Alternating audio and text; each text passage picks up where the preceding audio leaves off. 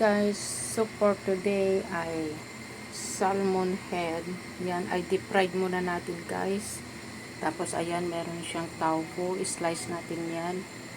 1 tomato, 1 potato, at meron siyang kinchay and celery.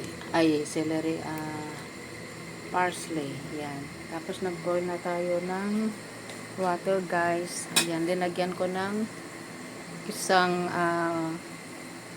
dry days, tapos isang carrots, ginger, yan lang guys.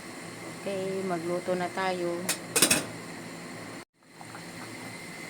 guys. Malapit nang maluto, so ilagay na natin to guys. Ayan,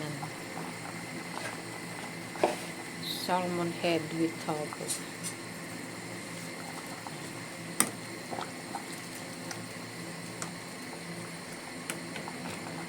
Kailangan big fire ito pag nagluto kayo ng mga fish para yung sabaw niya guys ay puti-puti siya. 'Di ba? Ito na ito guys, okay na. So for today,